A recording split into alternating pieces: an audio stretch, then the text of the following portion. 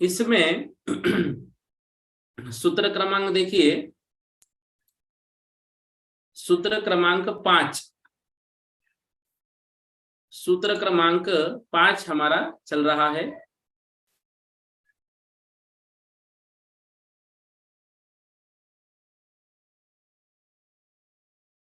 क्षायोपशमिक भाव के 18 भेद।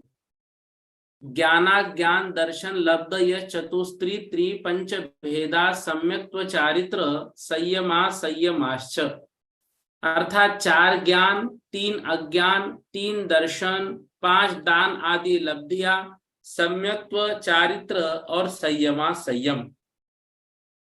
इस प्रकार क्षायोपशमिक भाव, ये जो क्षायोपशमिक भाव है, इन भावों को हम यहां पर समझेंगे। हो गया इसको,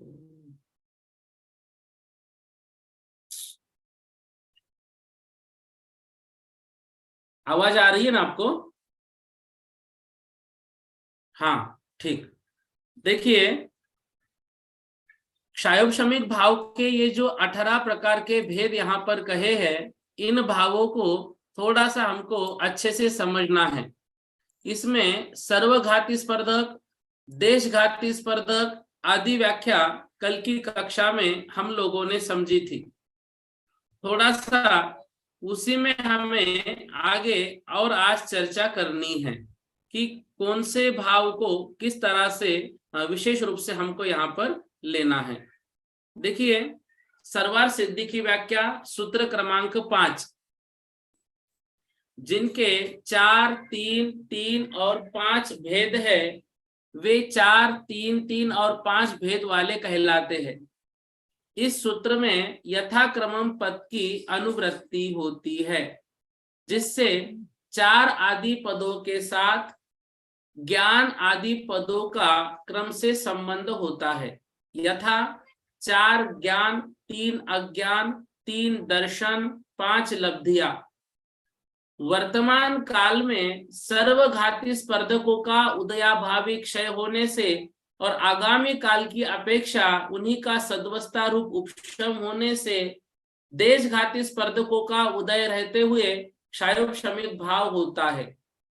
इन पूर्वोक्त भावों में से ज्ञान आदि भाव अपने अपने आवरण और अंतराय कर्म के क्षयोपशम से होते हैं, ऐसा व्याख्यान यहाँ कर लेना चाहिए।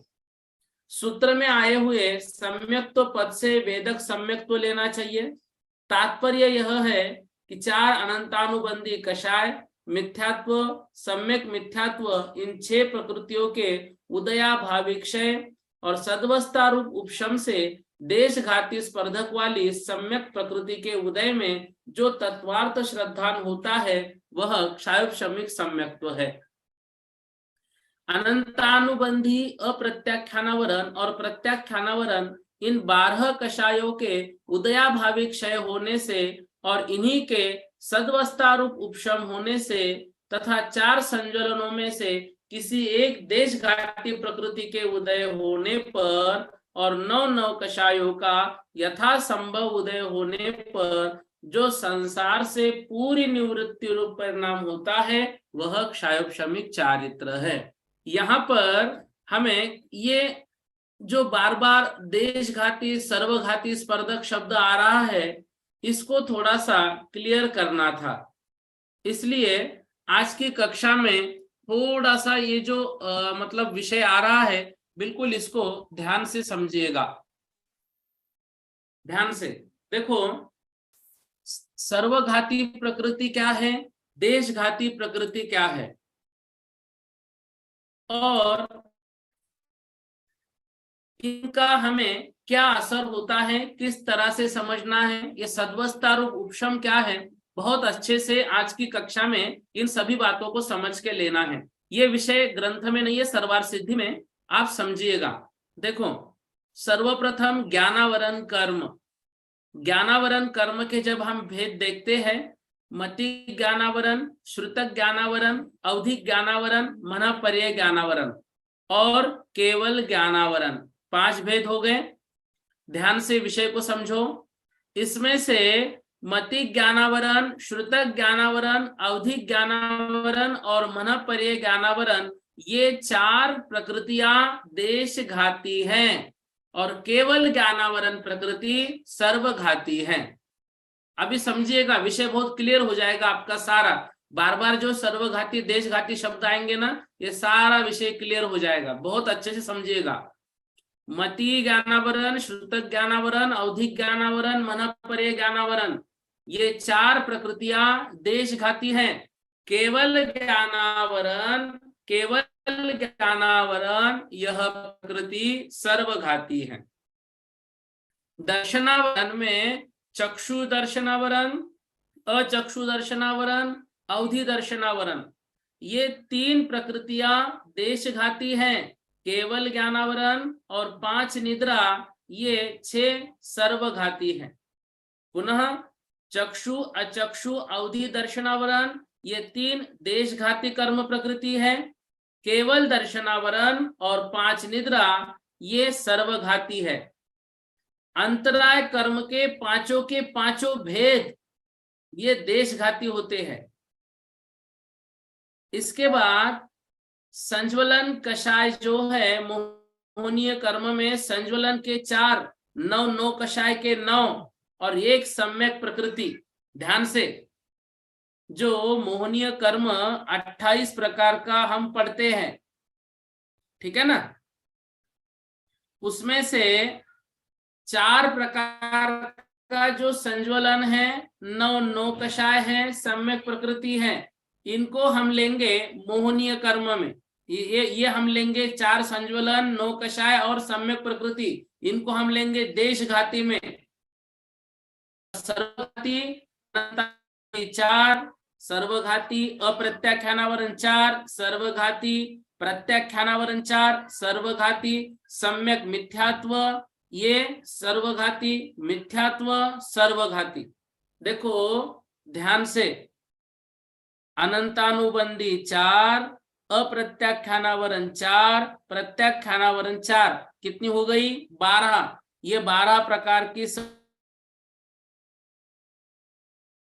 मिथ्यात्व और 1 मिथ्यात्व, ये 16 प्रकार के जो है, ये 16 प्रकार की प्रकृतियां सर्वघाती हुई। देशघाती में क्या लेंगे?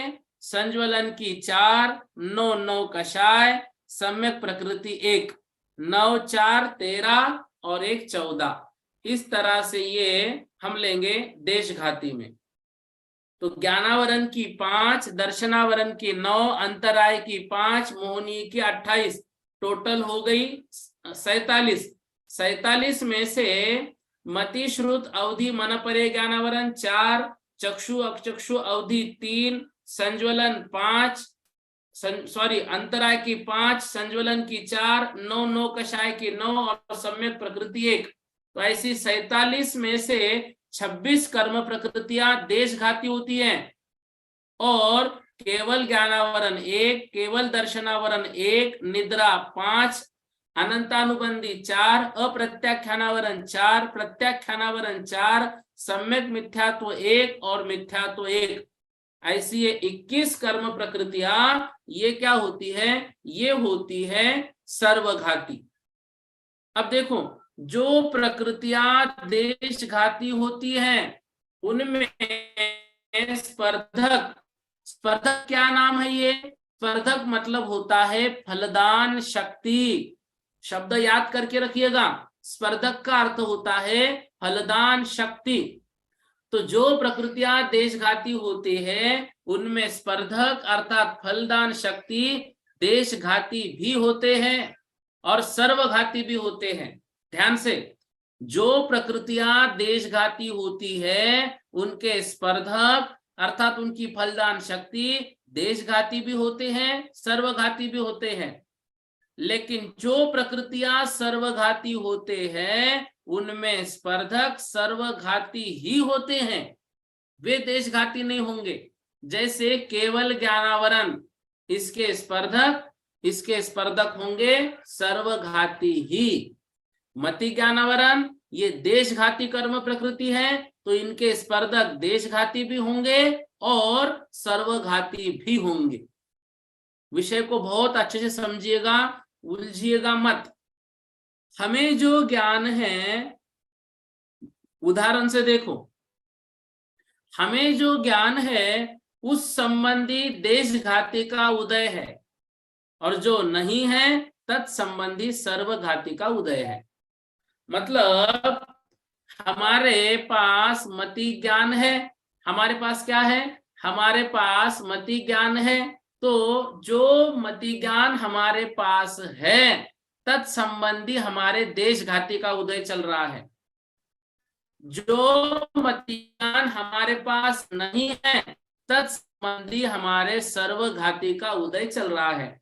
मान लो हम हिंदी भाषा जानते हैं, हिंदी भाषा संबंधी हमारे देशघाती स्पर्धकों का उदय। कन्नड़ भाषा हम नहीं जानते हैं, कन्नड़ भाषा संबंधी हमारे सर्वघाती कर्म प्रकृतियों का उदय। इस तरह से समझना है। अब देखो, मति ज्ञानावरण, श्रुत ज्ञानावरण, अवधि ज्ञानावरण, मनःपर्यय ज्ञानावरण, ये प्रकृतियां देशघाती है।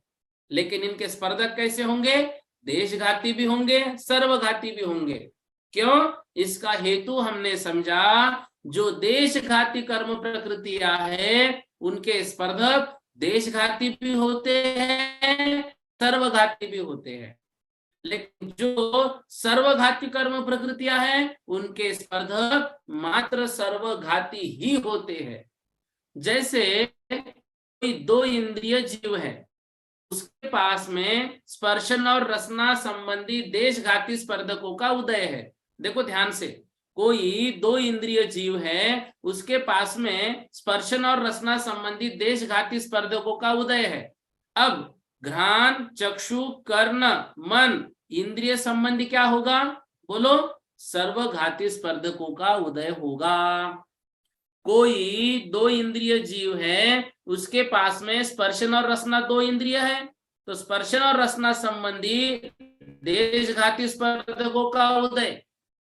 और घ्राण, चक्षु, कर्ण, मन इंद्रिय उनके पास है क्या, नहीं है, तत्संबंधी सर्वघाती स्पर्धकों का उदय उनके पास में होगा।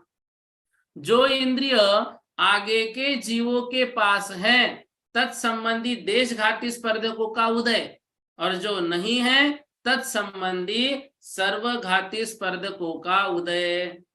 ठीक है।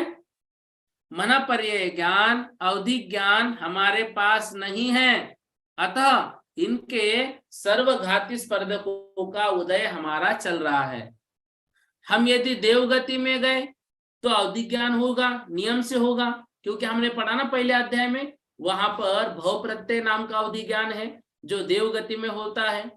तो हम यदि देवगति में गए तो अवधि ज्ञान होगा और इनके देशघाती स्पर्धकों का उदय होगा नियम से। कदाचित मनःपर्यय ज्ञान हम मुनि बनने के बाद प्राप्त हमने कर लिया, मनःपर्यय ज्ञान हमको हो गया, तो मनःपर्यय ज्ञान संबंधी देशघाती स्पर्धकों का उदय हो जाएगा। मनःपर्यय ज्ञान की उत्पत्ति हमने समझा था ना, 7वें गुणस्थान में होती है, ठीक है ना, और उसका अक्षयक्षम 6 से 12 तक हो सकता है। अब देखो, केवल ज्ञानावरण सर्वघाती प्रकृति है, तो केवल ज्ञान का कभी अंश प्रकट नहीं होगा। जब भी केवल ज्ञान होगा पूर्ण रूप से ही होगा, पूर्ण रूपेण होगा, 13वें गुणस्थान में होगा। केवल ज्ञान सर्वघाती स्पर्धक है केवल ज्ञानावरण के, अतः केवल ज्ञान जब भी प्रकट होगा पूर्ण रूप से होगा, इसमें देशघाती स्पर्धक होते ही नहीं। देशघाती स्पर्धकों का उदय होने पर हमारे आत्मा में वह गुण थोड़ा थोड़ा अर्थात गुणांश के रूप में प्रकट होता है। ध्यान से, देशघाती स्पर्धकों का, स्पर्धक का अर्थ हमने क्या समझा, फलदान शक्ति। देशघाती स्पर्धकों का उदय होने पर हमारे आत्मा में वह गुण थोड़ा थोड़ा अर्थात गुणांश के रूप में प्रकट होता है। यदि सर्वघाती स्पर्धकों का उदय है तो वह गुण पूर्ण रूपेण ढका रहता है, वह अप्रगट होता है। जैसे दरवाजे पर पर्दा लगाया, तो पर्दा लगाने के बाद क्या होगा, थोड़ा थोड़ा बाहर का दिखेगा। क्या हो रहा है, देशघाती स्पर्धकों का उदय है, थोड़ा दिख भी रहा है, थोड़ा ढका हुआ भी है। दरवाजा बंद कर दिया, कुछ नहीं दिखाई दे रहा है, अर्थात सर्वघाती स्पर्धकों का हमारा उदय चल रहा है, कुछ भी नहीं दिखाई दे रहा है। देशघाती से आत्मा के गुण अंश रूपे न प्रकट होते हैं। जैसे मति ज्ञान श्रुत ज्ञान हमारे पास है, तो इनके देशघाती स्पर्धकों का उदय चल रहा है। सर्वघाती से आत्मा का वह गुण पूर्ण रूप से ढक जाएगा, अस्पष्ट हो जाएगा। जैसे अवधि ज्ञान, मन परे ज्ञान, केवल ज्ञान हमारे पास नहीं है, तो इनके सर्वघाती स्पर्धकों का उदय चल रहा है। समझ रहे विषय, देशघाती सर्वघाती। अब देखो, कर्मों की फलदान शक्ति को स्पर्धक कहते हैं। रखने लगे पेंसिल से, कर्मों की फलदान शक्ति को स्पर्धक कहते हैं। यह स्पर्धक शब्द बार बार आएगा दूसरे अध्याय में। कर्मों की फलदान शक्ति को स्पर्धक कहते हैं। कर्म की फलदान शक्ति जो देशघाती रूप होती है, कर्म की फलदान शक्ति जो देशघाती रूप होती है, वो देशघाती स्पर्धक। कर्म की फलदान शक्ति जो सर्वघाती रूप होती है, सर्वघाती स्पर्धक। हमारे मति ज्ञान श्रुत ज्ञान में देशघाती का उदय चल रहा है, साथ ही साथ सर्वघाती का भी उदय चल रहा है। देखो, कोई व्यक्ति हमारे सामने आया, हमको मालूम है ये कौन है, लेकिन उसका नाम याद नहीं आ रहा है। क्या हो गया, देशघाती का तीव्र उदय चल रहा है। ठीक है ना, देशघाती स्पर्धकों में भी हीनादिकता हो सकती है। उस व्यक्ति को तो हमने पहचान लिया, लेकिन उसका नाम याद नहीं आ रहा है। क्या होगा, उसके जो नाम याद नहीं आ रहा है ना, तो हमारे देशघाती का भी तीव्र उदय माना जाएगा। अब वही नाम याद नहीं आ रहा, याद नहीं आ रहा, याद नहीं आ रहा, हाँ याद आ गया, याद आ गया, तो क्या हो गया, अब देशघाती स्पर्धकों का उदय तो है, लेकिन वह उदय मंद हो गया। समझ रहे हैं, वह उदय क्या हो गया, मंद हो गया, नाम याद आते ही। अब हमने अभी समझा ना, हमें मान लो तमिल भाषा है, मान लो भाषा है, तो जो भाषा है ना संबंधी ज्ञान नहीं है, तो जो भाषा हमें नहीं आती है तत्संबंधी हमारे सर्वघाती स्पर्धकों का उदय चल रहा है। ठीक है ना, और जो भाषा हम जानते हैं तत्संबंधी हमारे देशघाती स्पर्धकों का उदय चल रहा है। देशघाती क्यों कह रहे हैं, देशघाती इसलिए कह रहे हैं क्योंकि जो भाषा हम जानते हैं वह भाषा भी पूर्ण रूप से नहीं जान पा रहे हैं, वह भाषा भी हमको थोड़ी थोड़ी ही आती है। अतः हम क्या कहेंगे, हम कहेंगे तत्संबंधी हमारे देशघाती स्पर्धकों का उदय चल रहा है। ठीक है ना, इस तरह से देशघाती स्पर्धक, सर्वघाती स्पर्धक, देशघाती सर्वघाती स्पर्धक, ये शब्द हमारे सामने बार बार दूसरे अध्याय में आ जाएंगे। अब देखो, हमने ये पढ़ा था ना, विपाकोनुभव, अर्थात जो फलदान शक्ति है वह फलदान शक्ति उदय में आने का नाम, उसी को हम क्या कह रहे हैं, स्पर्धक। ठीक है ना, तो जिस समय कर्म बांधा उसी समय उसमें फल देने की शक्ति आ गई, लेकिन वह कर्म फल तब देगा जब उसका उदय आएगा।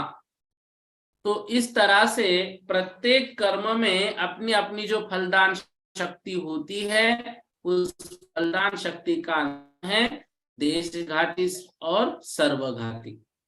तो जो अनुभाग शक्ति होंगे विपाकोनुभव सूत्र के माध्यम से, तो वह भी हम क्या कहेंगे, वह भी हम कहेंगे अनुभाग शक्ति कर्मों की देशघाती और सर्वघाती रूप से होती है। क्या कहेंगे हम कहेंगे अनुभाग शक्ति कर्मों की देशघाती और सर्वघाती रूप होती। देखो, यह देशघाती और सर्वघाती शक्ति याद रखने के लिए हमने 1 से 100 तक की संख्या याद रखनी है।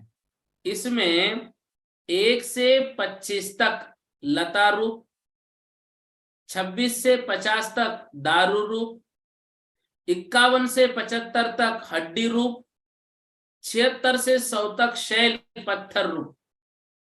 तो 1 से 25 तक जो लता रूप फलदान शक्ति है वह देशघाती रूप कही जाती है।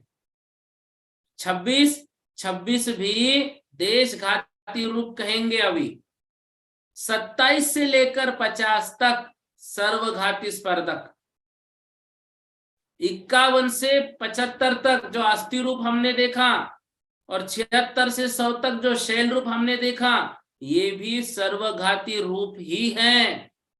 तो 1 से 26 तक जो संख्या आएगी वो देशघाती रूप होगी, वो दारू रूप होगी।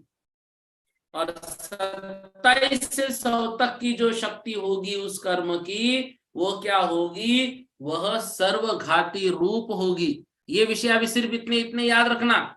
ये विषय जब जब जिस सूत्र के साथ जैसे आएंगे उसको और क्लियर करेंगे। हमने क्या समझा, 1 से 26 तक जो लता रूप है वह लता रूप, और 26वां दारू रूप है वह 26वां दारू रूप तक देशघाती। 27 से लेकर 100 तक जो अस्थि रूप है, शैल रूप है, वह सब सर्वघाती स्पर्धक है। देखो, मिथ्यात्व, सम्यक प्रकृति, इसमें से मिथ्यात्व को हमने सर्वघाती में लिया, सम्यक मिथ्यात्व को सर्वघाती में लिया, सम्यक प्रकृति को देशघाती में लिया। क्यों? मिथ्यात्व का उदय हुआ, सम्यक्त्व पूर्ण रूप से नाश हो गया, सम्यक्त्व का अंश भी प्रकट नहीं, इसलिए मिथ्यात्व सर्वघाती रूप। सम्यक मिथ्यात्व का उदय हुआ तो भी जीव सम्यक दृष्टि नहीं कहलाएगा, कहलाएगा सम्यक मिथ्यात्वी। मतलब तीसरा गुणस्थान, मिले जुले परिणाम, तो सम्यक मिथ्यात्व भी सर्वघाती कर्म प्रकृति। सम्यक प्रकृति का उदय हुआ तो क्या होगा, सम्यक दर्शन नष्ट नहीं होगा, सम्यक दर्शन बना रहेगा। शायुब शमिक सम्यक तो होगा, शायुब शमिक सम्यक तो ही पढ़ रहे हैं ना अभी हम, यही सूत्र चल रहा है। सम्यक प्रकृति का उदय हो गया। सम्यक प्रकृति क्या है, देशघाती स्पर्धक है। वह सम्यक दर्शन गुण का पूर्ण रूप से नाश नहीं करेगी। अब देखो, मूलतः मिथ्यात्व ही प्रकृति है। सम्यक मिथ्यात्व और सम्यक प्रकृति ये मिथ्यात्व से बने हैं, मिथ्यात्व के टुकड़े होकर बने हैं। यूं समझो कि आर्टिफिशियल है। तो वैसे तो जो प्रकृतियां देशघाती होते हैं उनमें स्पर्धक देशघाती सर्वघाती दोनों तरह के होते हैं, परंतु सम्यक प्रकृति ये मिथ्यात्व का टुकड़ा होने से, बंद होने वाली प्रकृति नहीं होने से मात्र देशघाती ही है। इसमें सर्वघाती शून्य स्पर्धक है, क्योंकि ये किसी और से बनी है। कौन सी? सम्यक प्रकृति। क्यों ये विषय हुआ? विषय इसलिए हुआ, हमने यह समझा कि जो जो देशघाती कर्म प्रकृतियां है उसमें देशघाती सर्वघाती दोनों स्पर्धक होते हैं। जो सर्वघाती कर्म प्रकृतियां है उसमें मात्र सर्वघाती ही स्पर्धक होते हैं। देशघाती में मात्र सम्यक मिथ्यात्व ऐसी कर्म प्रकृति है जिसके स्पर्धक मात्र देशघाती ही रहेंगे, सर्वघाती नहीं रहेंगे। क्योंकि सम्यक प्रकृति मिथ्यात्व से बनी है। सम्यक मिथ्यात्व है तो सर्वघाती, लेकिन सर्वघातीपना जहां से प्रारंभ होता है उसी बिंदु से वह पॉइंट पर है, तो सर्वघाती है, इससे ज्यादा जहर सम्यक मिथ्यात्व में नहीं। मतलब यह 27 नंबर की कर्म प्रकृति है, 26 नंबर की सम्यक प्रकृति, 27 नंबर की सम्यक मिथ्यात्व। 27 नंबर से जो अनुभाग है वह प्रारंभ हुआ है सर्वघाती का, तो सम्यक मिथ्यात्व है 27 नंबर वाली, इसका अनुभाग कम रहेगा। 28 से लेकर 100 नंबर तक वाली जो सर्वघाती कर्म प्रकृतियां है, इसमें मिथ्यात्व का अनुभाग कहलाएगा, ये सर्वघाती ही रहेगी। ठीक है ना। देखो एक प्रश्न यहाँ पर आता है, सम्यक मिथ्यात्व प्रकृति जो जात्यंतर है, तो इसको सर्वघाती प्रकृति क्यों कहा गया? समझ रहे हो ना भाई, सम्यक का भी उदय है, मिथ्यात्व का भी है। सम्यक मिथ्यात्व का उदय होने से सम्यक्त्व का एक देश अभाव हुआ, इसलिए वह सर्वघाती है, परंतु एक देश सद्भाव भी है, इसलिए सर्वघाती नहीं भी। अतः इसे सर्वघाती होते हुए भी जात्यंतर विशेषण दिया है। ऐसा स्वभाव किसी अन्य प्रकृति में नहीं है। जब कोई जीव तीसरे गुण स्थान में होता है, उसके सम्यक मिथ्यात्व का उदय स्वमुख से होता है, परंतु उसके सत्ता में, उसके उदयावली में मिथ्यात्व सम्यक प्रकृति दोनों है। हमने परसों देखा था ना, पानी की टंकी ऊपर भरी हुई है, तो अभी ऊपर टंकी में उनके क्या क्या होगा, मिथ्यात्व सम्यक प्रकृति दोनों है, उदय सम्यक मिथ्यात्व चल रहा है। ठीक है ना। तो ये दोनों उदय में आने से पहले या उदय में आने से एक समय पूर्व सम्यक मिथ्यात्व रूप होकर फल देते हैं। तो सम्यक मिथ्यात्व मिश्र परिणति है, न तो शुद्ध गुड़ जैसी मीठी है, न दही जैसी खट्टी है, बल्कि दही गुड़ जैसी मिली जुली खट मिठी श्रीखंड जैसी है। ठीक है ना। ये ग्रंथ में नहीं है, पेज नंबर मत पूछिएगा। सर्वघाती देशघाती स्पर्धक शब्द जो बार बार आ रहा है, उसको हम एक बार क्लियर करके ले रहे, ताकि दूसरे अध्याय में अब हमें तकलीफ ना हो। आचार्य वीरसेन स्वामी ने धौला में सम्यक मिथ्यात्व की परिभाषा लिखी है। पूर्व स्वीकृत देवताओं का त्याग किए बिना अरिहंत भी देव है, इस प्रकार की मान्यता सम्यक मिथ्यात्व है। इसका नेचर ही ऐसा है, इसमें मिथ्यात्व सम्यक प्रकृति दोनों है, ये बाई नेचर मिश्र परिणाम वाली है, अतः इसे जात्यंतर नाम दिया है। न सम्यक प्रकृति कही जाएगी, ना इसको मिथ्यात्व कहा जाएगा, ये सम्यक मिथ्यात्व ही है। ठीक है ना, ये सम्यक मिथ्यात्व ही है। ध्यान से देखो, आदरणीय पंडित प्रवर श्री रतनलाल जी बेनाडा साहब ने सम्यक मिथ्यात्व कैसी है इस विषय में एक बार कहा था, सत्ता की अपेक्षा, ध्यान से, सत्ता की अपेक्षा सर्वघाती और उदय की अपेक्षा देशघाती। सत्ता की अपेक्षा सर्वघाती, उदय की अपेक्षा देशघाती, इसलिए सम्यक मिथ्यात्व के उदय के कारण क्षयोपशमिक भाव तीसरे गुण स्थान में घटित होता है, क्योंकि सम्यक्त्व का गुण का अंश वहां पर विद्यमान होता है। यद्यपि सम्यक मिथ्यात्व स्पर्धक सर्वघाती ही होते हैं, परंतु जब उदय आता है तब सम्यक्त्व का अंश विद्यमान रहता है, इसलिए सर्वघाती होते हुए भी उनका फल देशघाती रूप देखा जाता है। अनंतानुबंधी का अनुदय सम्यक्त्व की प्राप्ति। ध्यान से देखो, अब अनंतानुबंधी हमने किसमें ली थी, सर्वघाती में। अनंतानुबंधी का अनुदय सम्यक्त्व की प्राप्ति। अप्रत्याख्यानावरण के पूर्ण रूप से अनुदय से देश चारित्र की प्राप्ति। प्रत्याख्यानावरण कषाय के पूर्ण रूप से अनुदय से महाव्रत धारण। तो अभी हम जो क्षायुपशमिक चारित्र की व्याख्या देख रहे थे ना, क्षायुपशमिक चारित्र की 5वें सूत्र में, तो उसमें क्या होगा, अनंतानुबंधी, अप्रत्याख्यानावरण, प्रत्याख्यानावरण, इन 12 कषायों का पूर्ण रूप से अनुदय होगा तो महाव्रत धारण कहलाएंगे, उसका नाम होगा क्षायुपशमिक चारित्र। संज्वलन जो है देशघाती होने से उसके स्पर्धक देशघाती सर्वघाती दोनों है। संज्वलन कषाय 1 से चौथे गुणस्थान तक नियम से सर्वघाती रूप फल देगा।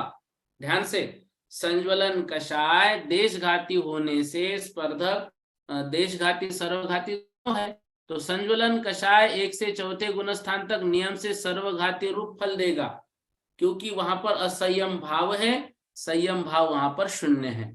और संज्वलन कषाय का क्षारोपशमिक भाव बनता है 5वें गुणस्थान से। संज्वलन कषाय के देशघाती स्पर्धकों का उदय 5म गुणस्थान से संयम भाव है, वह क्षारोपशमिक भाव कहलाता है। वहां पर एक देश चारित्र नाम पाया जाता है। 6वें 7वें गुणस्थान में चारित्र मोहनीय संबंधी क्षारोपशमिक भाव है। तो 5म गुणस्थान में क्षारोपशमिक चारित्र क्यों नहीं होता? इसलिए नहीं होता क्योंकि अभी प्रत्याख्यानावरण कषाय का उदय चल रहा है, ये सर्वघाती कषाय है, अतः इसके सर्वघाती स्पर्धकों का उदय चल रहा है। अतः क्षारोपशमिक चारित्र 5म गुणस्थान में नहीं, परंतु क्षारोपशमिक भाव उस 5म गुणस्थान में है। किस अपेक्षा से है? तो संयम की अपेक्षा, क्योंकि संज्वलन देशघाती का उदय वहां पर चल रहा है। तो संज्वलन कषाय के 5वें 6वें और 7वें गुणस्थान में देशघाती का उदय है। 8वें 9वें 10वें 11वें में औपशमिक भाव है, 8वें 9वें 10वें में क्षायिक भाव है। ठीक है, तो क्षारोपशमिक भाव के 18 भेद हम करेंगे। इस सूत्र में जो अभी हमने पढ़ा, ज्ञान 4 प्रकार का, मति, श्रुत, अवधि और मनपर्य ज्ञान। अज्ञान 3 प्रकार का, कुमति, कुश्रुत, कुअवधि। दर्शन 3 प्रकार का, चक्षु, अचक्षु, अवधि दर्शन। लब्धि 5 प्रकार की, दान, लाभ, भोग, उपभोग, वीर्य। सम्यक्त्व 1, क्षारोपशमिक सम्यक्त्व। चारित्र 1, क्षारोपशमिक चारित्र। संयम 1, ये 5वें गुणस्थान वाला क्षारोपशमिक भाव। तो क्षारोपशमिक चारित्र के गुणस्थान 6 से 7, क्योंकि 12 कषायों का अनुदय होने के बाद जहां मात्र संज्वलन संबंधी देशघाती स्पर्धकों का उदय पाया जाता है, वहां चारित्र संबंधी क्षारोपशमिक भाव कहा जाता है। वह क्षारोपशमिक चारित्र 6वें और 7वें गुणस्थान में होता है। इस तरह से जो मतलब इस सूत्र से संबंधित विशेष बातें थी, उन बातों को यहाँ पर थोड़ा सा समझ लिया है। देखो, 9 कषायों की विशेषता ये जो होती है, ये देशघाती है, ये मूल कषायों के लिए काम करती है। मतलब मूल कषायों की ये सहचर है, सहचर होके काम करती है। तो इनको कहीं नो, कहीं ईशत, कहीं किंचित किंचित, या फिर कहीं न्यून कषाय से भी जाना जाता है। इनका फल कैसा होता है? इनका फल मूल कषायों के साथ में ही मिलता है। ठीक है ना? तो 9 कषाय जो है, 9 कषायों का मूल कषायों के साथ ही इनका भेद है। उसके साथ रति, आरति, हास्य, शोक। ठीक है ना? तो रति आरति में से एक होगा, हास्य शोक में से एक होगा, भय जुगुप्सा में से एक होगा, जो वेद वेद है उनमें से एक होगा। इस तरह से उसको हर जगह पर हम लेते हुए चलेंगे। तो क्षारोपशमिक भाव संबंधी स्पर्धक संबंधी जो चर्चा थी, उसको यहाँ थोड़ा सा समझने का प्रयास हम लोगों ने किया है। इस कक्षा को थोड़ा सा एक और YouTube के माध्यम से आप सुन लीजिएगा, तो सर्वघाती स्पर्धक, देशघाती स्पर्धकों की जानकारी हो जाएगी, ताकि कल से आने वाली कक्षाओं में इन सारे शब्दों को हमें बार बार लेने की आवश्यकता नहीं होगी। नविता दीदी जी क्या पूछ रहे, बोलिएगा। नविता जी जैन। हाँ, जय जिनेन्द्र भैया जी। जय जिनेन्द्र भैया जी, आज का विषय जो आपने पढ़ाया है वो पुस्तक में तो नहीं है, पर आपने कहाँ से बताया इसको दोबारा पढ़ना है, इसलिए इसकी लिंक आप दोबारा से ग्रुप में भेज दीजिएगा। बिल्कुल, ये क्लास की लिंक ही मैं भेज रहा हूँ, तो आप इसको सुन लीजिएगा। ठीक है? ये किस पुस्तक में से पढ़ाया आपने भैया जी, हम जान सकते एक्चुअली हैं? ये जो है ना, ये हमको पढ़ाया गया था आदरणीय पंडित साहब बनरा जी से तथा महेश भैया से, तो वहां से विषय लिया गया है। ठीक है ना? बहुत सुंदर भैया जी। 5 भाग इसकी पीपीटी भी बनाई है, इसकी जो है ना पीपीटी भी बनाई है, लेकिन आज पता नहीं क्या प्रॉब्लम हुआ, स्क्रीन शेयर नहीं हो पाई, तो वो पीपीटी भी मैं भेज दूंगा ग्रुप पर। जी भैया। भैया जी, 1 से 5 गुणस्थान तक अपन क्षारोपशमिक भाव लेंगे ना, क्षारोपशमिक चारित्र 1 से 5 गुणस्थान तक अपन औपशमिक चारित्र मानेंगे? नहीं, देखो, चारित्र कैसा होगा, वो चारित्र की चर्चा जो है ना, औपशमिक जो भाव हमने लिए हैं उसमें चारित्र आया है क्या, देखो नहीं आया। फिर नहीं, अभी आपने उस बताया ना छठे अपेक्षा से सातवें स्थान में शैक्षणिक चारित्र होता है। बिल्कुल क्षायोपशमिक चारित्र तो होता है ना। औपशमिक जो है ना, औपशमिक सम्यक तो किस तरह से होता है वो हमने कल की कक्षा में लिया है। जी। जी हाँ।